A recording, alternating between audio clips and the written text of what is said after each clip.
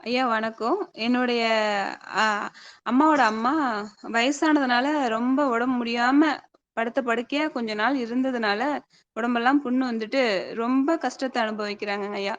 அது என்னால ரொம்ப தாங்க முடியாம மனசளவுல ரொம்ப பாதிப்பா இருந்தது. அதான் உங்ககிட்ட பேசலாம் அப்படின்னு சொல்லிட்டு இப்ப கிளாஸ்க்கு வந்தேங்க ஐயா. உங்ககிட்ட சொல்லுங்க ஐயா நீங்க ஏதாவது. வாழ்க இசைவுடன், வாழ்க நிறைவுடன். அம்மா அவர்கள் இப்பொழுது இருக்கின்ற மனநிலையில ஒரு ஆறுதலுக்காக இங்கே அவருடைய மனநிலையை இப்பொழுது தெரிவித்தார்கள்.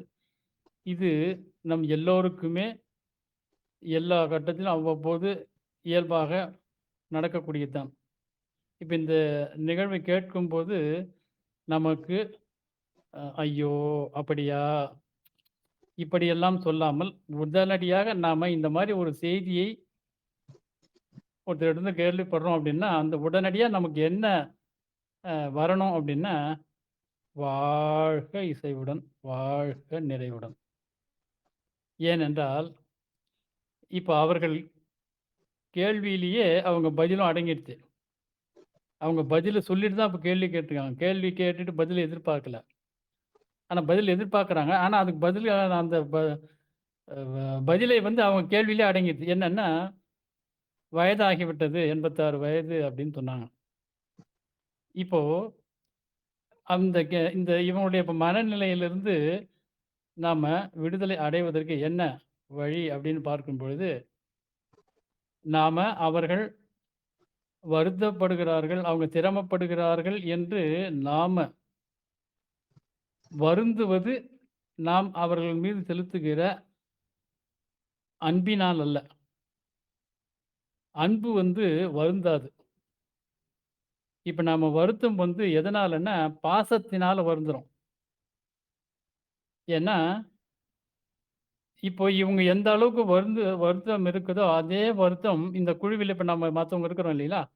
எல்லாருக்கும் எல்லாருக்கும் வருத்தம் இருக்கலாம். அவங்க வருத்தத்தில குறையணும் அப்படின்னு நம்ம நினைக்கிறது தவறில்ல. ஆனா, அவங்களுக்கு இருக்கிற அதே வருத்தம் இருக்குமான்னா, இருக்காது. ஏன்னா, அவங்களோட நமக்கு நெருங்கிய தொடர்புல இல்ல, உறவுல இல்ல. ஆனா, நம்மவர் யாதும் ஊரே யாவரும் கேளீர் என்ற அடிப்படையில அவர்கள் நல்லா இருக்கணும்னு நினைக்கிறோம். நம்ம அந்த ஒரு பொதுமை நோக்குல நினைக்கிறோம். அந்த உறவு தூரம் போக, போக அந்த பாசம் இன்மையினால பாசம் இல்லாதனால நமக்கு அதனுடைய தாக்கம் குறைவா தெரியும்.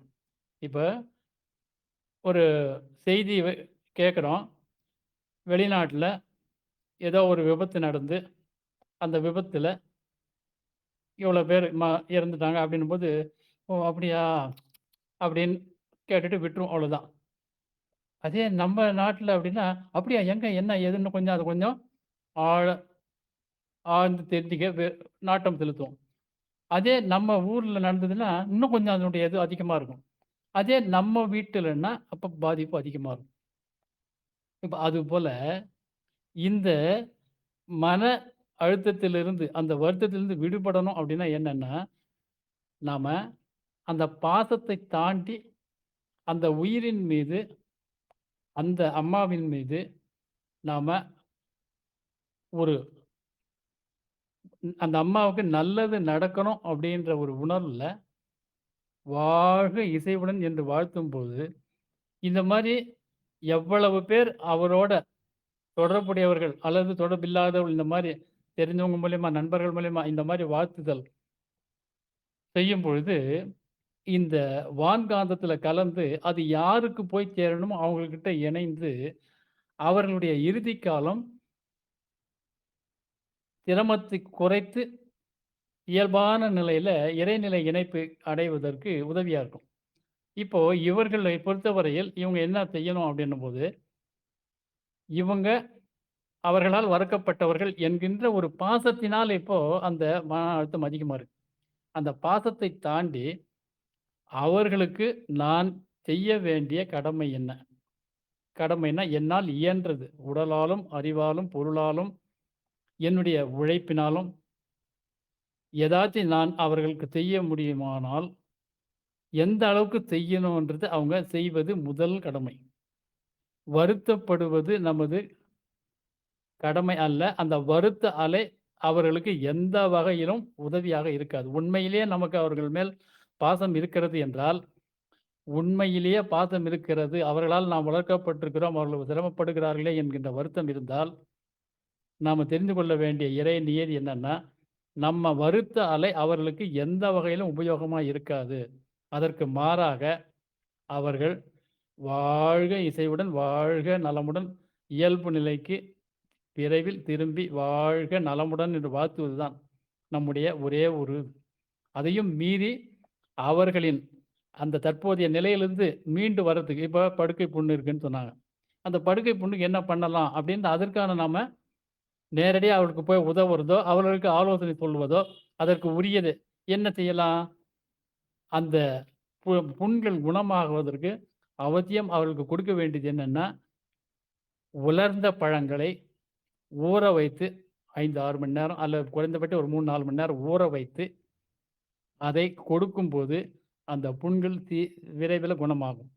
அதேபோல குப்பை மேனி இலை, அந்த பொடிய வந்து நிழல் உலர்த்த ஊத்தி அந்த பொடிய அது மேல புண்ணு மேல தூவிட்டு, அப்படியே தேங்காய் எண்ணெய் இது பண்ணாங்கன்னா, அந்த படுக்கை புண்கள் குணமாகும்.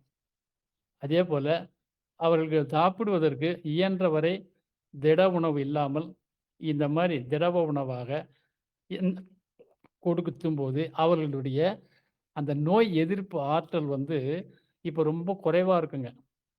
நம்ம ஜீரணத்துக்கு அதிகமான வேலை குடுக்கும் பொழுது, அந்த நோய் எதிர்ப்பு ஆற்றல் வந்து இங்க டைவர்ட் ஆயிட்டு, அந்த நோய் குணமாகறது கொஞ்சம் தாமதமாகும். அதனால அவர்களுடைய தேவை இப்ப வந்து ரொம்ப ரொம்ப ரொம்ப மிக குறைவு தான். அதனால அவர்களுக்கு கஞ்சி போன்ற உணவு, அதில வந்து ஏற்கனவே நம்ம முன்னாடி பேசினோம். மறுஉலை கஞ்சி பத்தி பேசியிருக்கிறோம். அந்த மறுஉலை கஞ்சி மிக நல்ல உணவு அவர்களுக்கு. அந்த மறுஉலை கஞ்சி. அதேபோல இந்த ம உலர்ந்த பழங்கள். இடையில அவர்களுக்கு தேவைப்பட்ட அந்த தண்ணிய வெறும் தண்ணிக்கு ஆகாரத்துக்கு பதிலா, இந்த பழம் ஊற வைக்கிறோம் பாருங்க. அந்த பழம் ஊறின தண்ணியவே ஒரு 2 மணி நேரம், 3 மணி நேரம் ஊறின உடனே அந்த தண்ணிய அவங்களுக்கு குடுத்துட்டு, மீண்டும் அந்த பழத்தில இன்னும் கொஞ்சம் தண்ணி ஊத்தி வைக்கலாம். 2, 3 முறை அது மாரி எடுத்த பிறகு கடைசியா அந்த பழத்த நல்லா பெசஞ்சு, கொட்டையெல்லாம் தூக்கிட்டு நல்லா பெசஞ்சு, அதைய நல்லா அந்த தண்ணீல இது பண்ணி, அத கரைச்சு நல்லா ஜூஸா ஆக்கி அப்படியே குடுத்துடலாம். இது வந்து அவர்களுக்கு உணவாகவும் பயன்படும், மருந்தாகவும் பயன்படும். நம்ம உடம்புல 3ல் 1 பங்கு என்ன செய்யுது அப்படின்னா, நம்ம 24 மணி நேரம் இயங்கக்கூடிய நம்ம அட்டானமஸ் நர்வஸ் சிஸ்டம் என்று சொல்லக்கூடிய தானியங்கி மண்டலத்துக்கு உதவியாகும். அதாவது இதயம், நுரையீரல், சிறுநீரகம், மூளை இவைகள் தொடர்ந்து ஓய்வில்லாமல் இயங்குது இல்லையா? அவற்றுக்கு 3ல் 1 பங்கு வந்து நாம உண்ணும் உணவை ரசமாக, ரத்தமாக, தசையாக, எலும்பாக, மஜ்ஜையாக, வித்தாக, ஆற்றலாக இந்த மாரி 7ஆக மாறக்கூடியதாக அந்த ஜீரணம் இவ்வளவு கட்டத்தை தாண்டுகிறது. இதற்கு உதவியாக இருக்கும் ஒரு 3ல் 1 பங்கு. ஒரு 3ல் 1 பங்கு எதிர்பாராத இந்த மாரி வருகின்ற கட்டங்களில நமக்கு நோயை குணமாக்க உதவும். ஆகவே அந்த ஆற்றலை சேமித்து நாம உணவை எளிமைப்படுத்தும்போது, இந்த எளிய வழியில வேற காம்ப்ளிகேஷன் எதுவும் பின்விளைவு அளிக்காத மருத்துவ முறைகள். நாம இந்த தேங்காய் எண்ணெய் அப்ளை பண்றது. அதே மாரி உள்ளுக்கும் மணத்தக்காளி. இந்த புண்ணு மேல இந்த மணத்தக்காளி ஜூஸையும் தடவலாம் பொண்ணுக்கு. இது குப்பை மேனி உடனடியாக நல்ல பலன் கிடைக்கும். அதே மாரி உள்ள சாப்பிடுறதுக்கு இந்த மறுவுலை கஞ்சி அல்லது உலர்ந்த பழங்கள். உலர்ந்த பழங்கள்னும்போது கொட்டை இருக்கிற பெரிய திராட்சை. அதே மாரி பேரிச்சம்பழம். உலர்ந்த திராட்சை உலர்ந்த பேரிச்சம்பழம் என்று சொல்லக்கூடிய கட்டூர்கான்னு சொல்லுவாங்க. இந்த யாகத்துலலாம் போடுவோம். அந்த மாரி. அத வந்து கொட்டை நீக்கி ஊற வைக்கிறது. இந்த மாரி. இத வந்து அவங்க நேரடியா போய் கிட்ட இருந்து குடுக்கலாம். வாய்ப்பு இல்லாதபோது, அங்க இருக்கிறவங்க கிட்ட அந்த ஆலோசனைய சொல்லி அத செய்ய வைக்கலாம். இவர்கள் தொடர்ந்து அவர்களுடைய இறுதி காலம் நல்லபடியாக முடிவதற்கு தொடர்ந்து வாழ்த்திக் கொண்டே வாழ்த்துதல் தான் அவருக்கு உதவியே ஒழிய, அவர்களை நினைத்து அழுவதோ, வருந்துவதோ அவர்களுக்கு பயன்படாது. அவர்களுடைய இறுதி காலத்தை அமைதியாக இருக்க உதவி செய்யாது. ஆகவே இதை நாம புரிந்து கொள்ள வேண்டும். அந்த அளவிலே இப்போ அவர்களுடைய இறுதி காலம் தவிர்க்க முடியாது. இறுதி கட்டத்துக்கு வந்திருக்கிறாங்க. இந்த இறுதி கட்டத்தில வரும்போது என்னன்னா, நோய்த்தன்மை என்பது என்னன்னா, நம்ம உடம்பு 80 விழுக்காடு காரத்தன்மையாலும், 20 விழுக்காடு அமிலத்தன்மையாலும் ஆனது. நம்ம பல்வேறு காரணங்களினால இயல்பு வாழ்க்கையிலிருந்து தவறி, ஏதோ செயற்கையாக கற்பனையான உலகத்தில ஒரு நம்ம இயற்கை தன்மை நிறைய விலகி வரும்பொழுது, இந்த ரேஷியோ மாறுங்க. விகிதம் என்ன ரேஷியோ? கார, அமில ரேஷியோ மாறும். அந்த மாறும்போது அமிலத்தன்மை அதிகமாகும்போது தான் நமக்கு மரணம் சம்பவிக்கும். அந்த நிலை எப்ப வரும்னு நம்மால கணிக்க முடியாது. அதனால நாம இயன்றவரை அதனுடைய தாக்கம் அதிகமாகாம இருக்கிறதுக்கு இந்த மாரியான இயற்கையான முறையில இலகுவாக அவர்களின் உணவும், மருத்துவமும் அமைய வேண்டும். இயன்றவரை நல்வாழ்த்துக்கள். வாழ்க இசைவுடன், வாழ்க நலமுடன். அவர்களின் இறுதி காலம் அமைதியாக, நிறைவாக அமையுமாக. அப்படி நோயிற் கிடவாமல், நொந்து மனம் வாடாமல், பாயிற் கிடவாமல் அப்படின்னு ஒரு முன்னோர் பாடியிருக்கிறார். அந்த மாரி நம்முடைய இறுதி காலம் அமைய வேண்டும்னு பாடியிருக்கிறார். அதற்கு அவர்களுக்கு நாம வாழ்த்தி அந்த வாழ்த்தும்போது வயது குறைவானவர்கள் வாழ்த்தணுமா? வாழ்த்த தேவையில்லை. அதாவது வாழ்த்த இயலாது. வயது இல்லை அப்படின்னு சொல்லுவோம். அப்படியெல்லாம் கிடையாது. வாழ்த்துவதற்கு வயது ஒரு வரையறை அல்ல. மனம் இருந்தால் போதும். சிறியவர்களும் பெரியவர்களை வாழ்த்தலாம். வாழ்த்துவதற்கு வயது அவசியம் அல்ல. மனம்தான் அவசியம். அந்த வகையில நம்ம அந்த மன அழுத்தத்திலிருந்து விடுபட்டு வருத்த அலை பரவ விடாமல் நாம வாழ்த்து அலையை பரவிடும். அதுதான் அவளுக்கு செய்யக்கூடிய கைமாறு. அப்ப அந்த வாழ்த்து அலை வந்து நாம அந்த பாசத்தில அதாவது ஆட்பட்டு அந்த வருத்தம் என்பதே என்னன்னா, பாசத்தினால தான். அந்த பாசத்தை விட்டுவிட்டால், எல்லோரையும் வாழ்த்துகின்ற அந்த மனம் வந்துரும். விரிந்த ஒரு மனப்பான்மை. யார் எந்த எந்த எப்ப எந்த செய்தி கேட்டாலும், நமக்கு சம்பந்தம் இருக்கிறவங்களோ இல்லையோ, ஆன்மா அமைதி உருவதாக என்று அமைதியா மனதில் ஆழ்ந்த அமைதியா வாய் விட்டு சொல்ல தேவையில்ல. மனதில் நினைத்தாலே போதும். அதே போல தான் நம்ம சாலையில செல்லும் பொழுது, ஒரு அவசர ஊர்தி போதுன்னா, அந்த அவசர ஊர்தியில செல்லுகிற நோயாளர் விரைவில் இயல்பு நிலை திரும்பி வாழ்க நலமுடன் என்று மனதார அகங்கனிந்து உள்ள வாழ்த்தணும். அதை ஓட்டுநர், அவரோட பயணிக்கிறவங்க, ஒத்துசைவாளர் அனைவரும் வாழ்க இசைவுடன், வாழ்க நிறைவுடன். அந்த மாரி பார்க்கிற மாத்திரத்துல நமக்கு அந்த வாழ்த்துகிற எண்ணம் வரணும். எப்ப யாரை எந்த நிலையில பார்த்தாலும் அவர்களுக்கு ஏதோ ஒரு துன்பம் அப்படின்னா, அந்த துன்பத்திலிருந்து அவர்கள் விடுபடட்டும் அப்படின்ற வாழ்த்துதல். அந்த வாழ்த்தும்போது தான் உங்களுக்கு அந்த மன அழுத்தம் குறையும்.